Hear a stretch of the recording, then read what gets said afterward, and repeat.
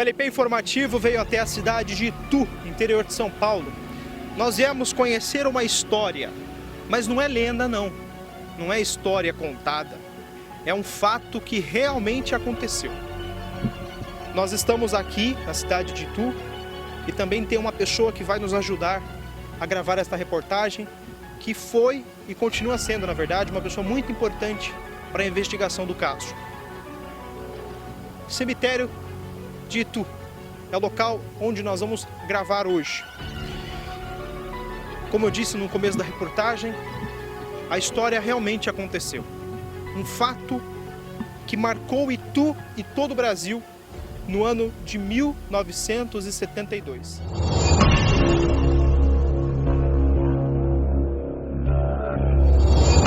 Esta mulher, como vocês estão vendo,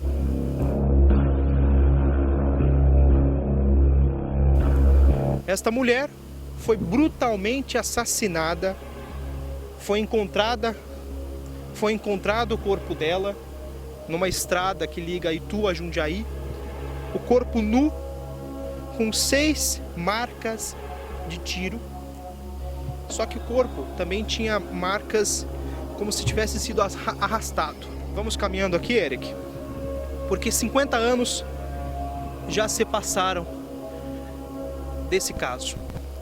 50 anos onde a família não foi atrás para saber quem é a mulher.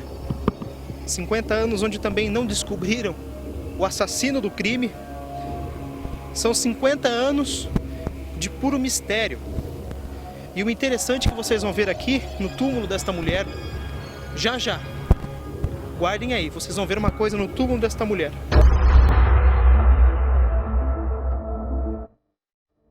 Vamos atravessar aqui, meu câmera, porque tem uma pessoa nos esperando ali, que é muito importante para esta reportagem, além de ser muito importante para esse caso.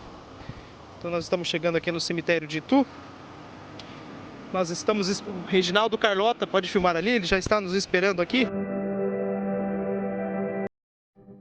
Que é investigador do caso. Tudo bom, Reginaldo? Tudo bem? Como é que está? Joia. Reginaldo mora aqui em Itu, faz um trabalho aqui na cidade, né?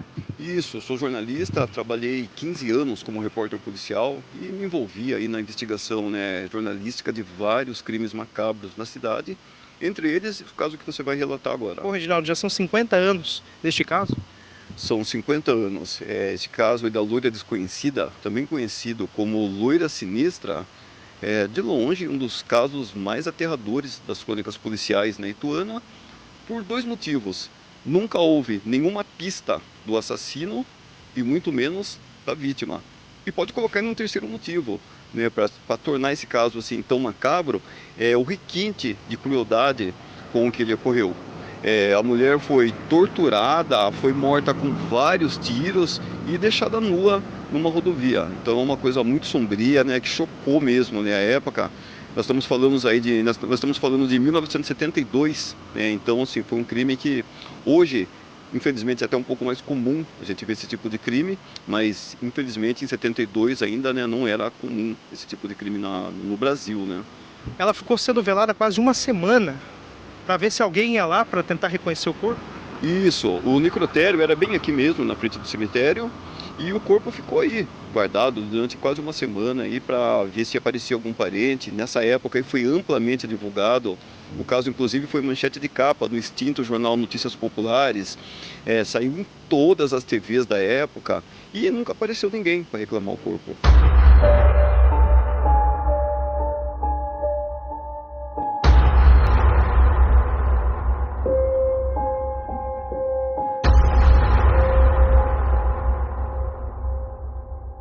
Vamos entrar, a sepultura dela está aí. Então, como você disse, o necrotério era bem aqui.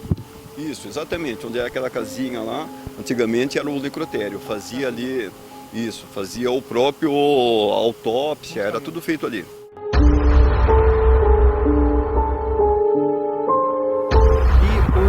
E o importante também dizer é que ela foi sepultada com vestido de noiva. Conte pra gente essa história. Então, aqui onde nós estávamos agora, é uma feira de quinta-feira. E o crime aconteceu numa madrugada, de quarta para quinta. E quando chegou nessa quinta-feira de manhã, tinha uma senhora muito famosa aqui na cidade na época, chamada Malvina Ricci. Ela fazia vestidos de noiva.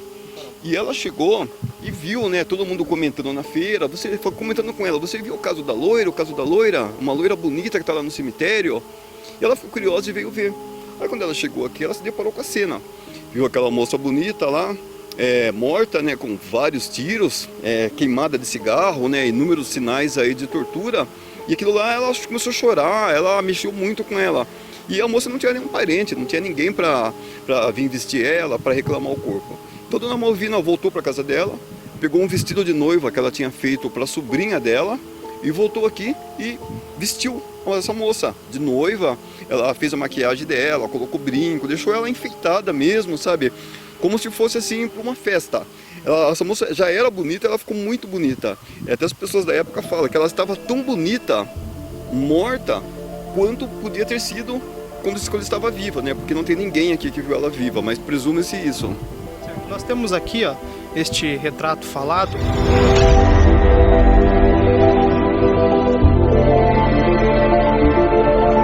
Esse retrato falado, na verdade, foi eu que fiz esse retrato falado, eu sou desenhista, eu fiz baseado na descrição da dona Malvina, da época. A dona Malvina reconheceu porque a gente não tinha fotos dela na época. Eu posso até contar o que aconteceu com as fotos dela.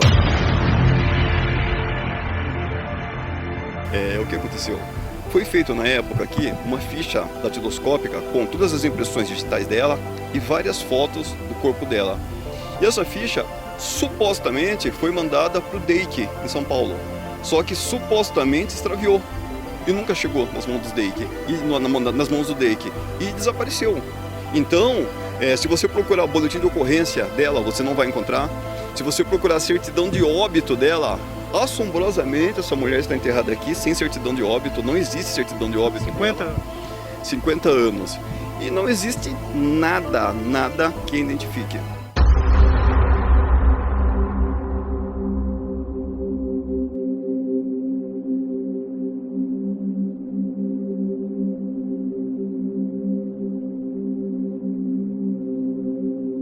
Bem, nós estamos caminhando aqui, como você disse, aquela capela então era o necrotério. Isso, tinha um necrotério, havia um necrotério bem aqui, onde era feita a autópsia. E olha, também nada de nenhuma pista do assassino. Nunca houve sequer uma pista do assassino e muito menos da vítima, porque para você investigar um assassinato, você precisa primeiro saber quem é a vítima. E nesse caso, nunca soube quem era a vítima. Então a polícia nunca chegou a lugar algum. E os investigadores da época, né? Os policiais que atuaram nesse crime, delegado? Então, na época, a Polícia Civil da época já morreu. O delegado da época era o Mário Leite Barros, já morreu também. O investigador que ficou responsável pelo caso era o Dimas de Carvalho Almeida, morreu 10 anos depois do caso da loira, em 85. Então não ficou ninguém da época.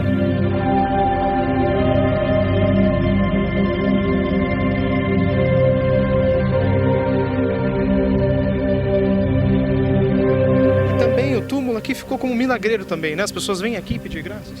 Então, como acontece na maioria desses casos, assim, onde o crime é muito macabro, né? Há uma grande comoção aí da sociedade, a vítima acaba ganhando fama, né? De ser milagreira, de realizar milagres. E o Loira Desconhecida não foi diferente. Todo ano aí, milhares de pessoas passam pelo túmulo dela, todo dia vem pessoas aí visitá-la, e as pessoas falam que pedem graças e ela atende. Bom, nós já estamos indo aqui próximo ao túmulo. Aqui um local um pouco de difícil acesso, nós temos que passar por outras sepulturas. Pisando na beirada.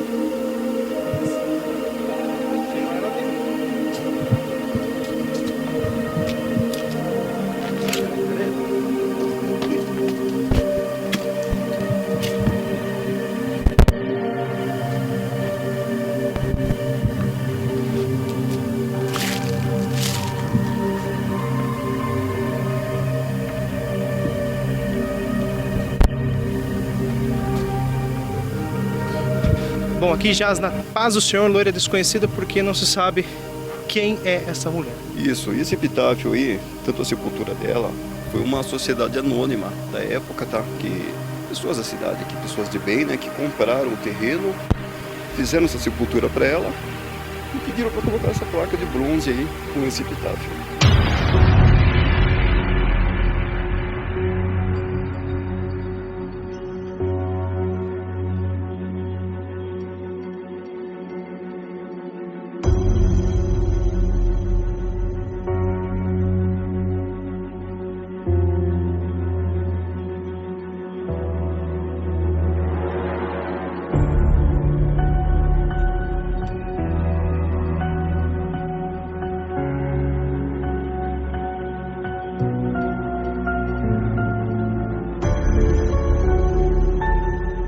E olha, com o passar do tempo, as pessoas entraram em contato com você, algum familiar que pensava que seria alguma familiar ou não?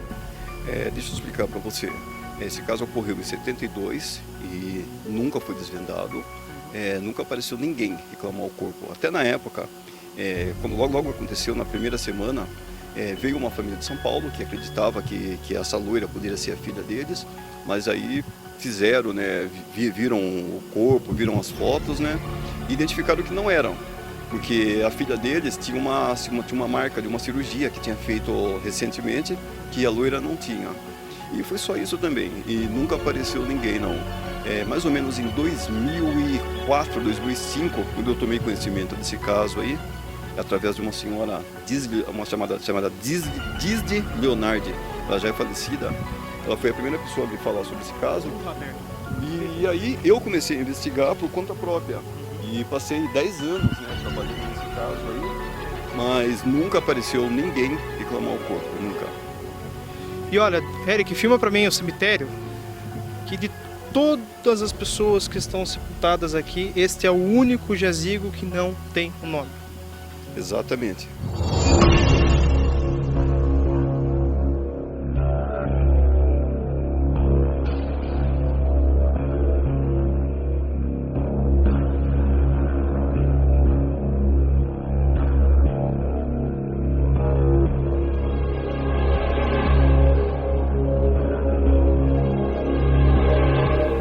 Durante 10 anos investigando esse crime, eu tive duas teorias sobre o caso.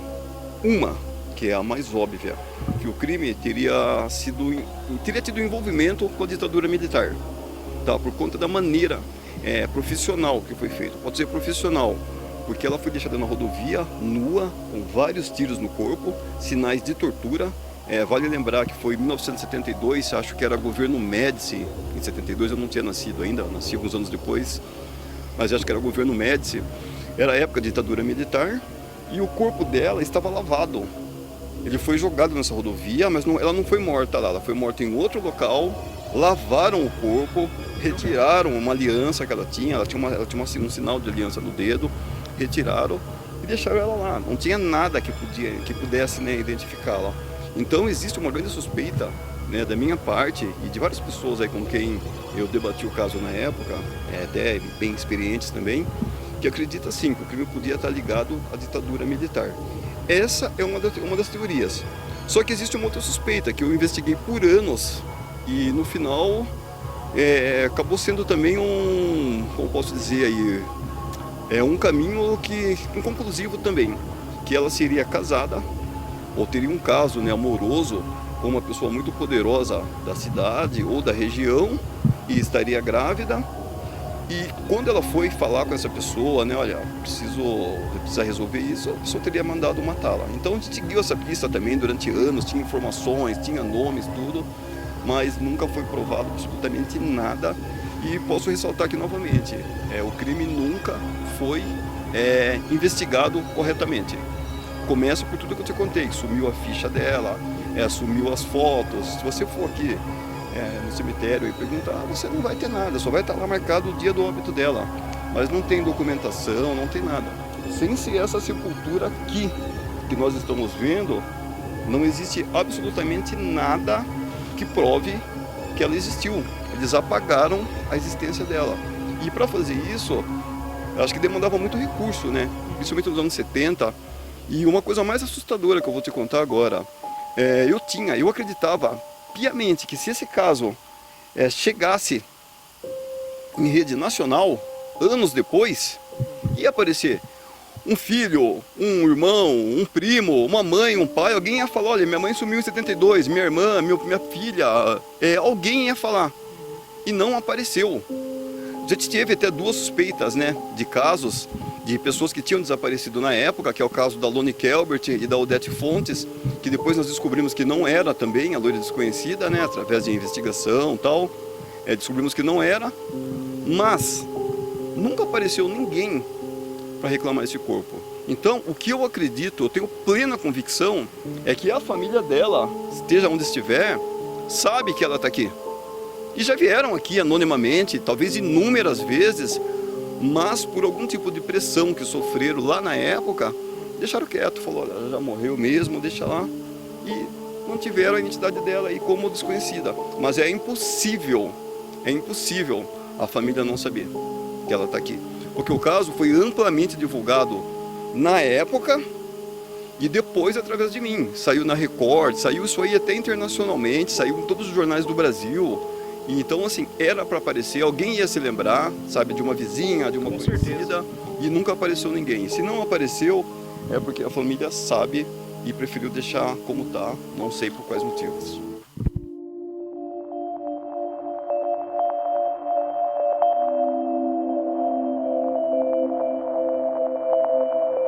Reginaldo Carlota, qual que é o local que ela foi encontrada morta? O corpo da loira desconhecida, também conhecida aí como loira sinistra, foi achado no dia 19 de abril de 1972, ali em frente à fazenda Pedra Azul, na rodovia ali que vai para Jundiaí, Itu Jundiaí, né? E é interessante que esse lugar que ela foi achada, nessa época, era uma parada de caminhoneiro. Os caminhoneiros costumavam parar ali para beber, conversar, e depois que acharam o corpo dela ali, nunca mais eles pararam ali, porque o local ficou com fama de ser mal assombrado. E sempre um caminhoneiro falava que passava lá e aparecia uma mulher loira andando pela rodovia, então ninguém nunca mais parou lá. Mas foi nesse lugar aí, foi na fazenda Pedra Azul, lá na SP300 ali, que é a Marechal Rondon. E quem quiser conhecer o local aqui onde a loira desconhecida está sepultada, né? Vem até o cemitério municipal de Itu. Ela está sepultada aqui em Itu, na quadra Paz Celestial, sepultura 328.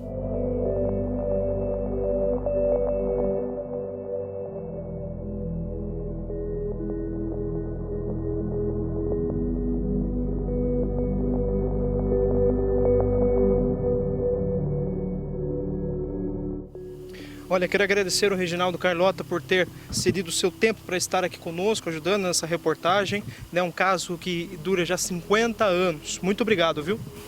Eu que agradeço a oportunidade de falar mais um pouco desse caso aí. E espero, né, que essa reportagem aí jogue mais alguma luz, né, sobre esse mistério aí que já dura 50 anos.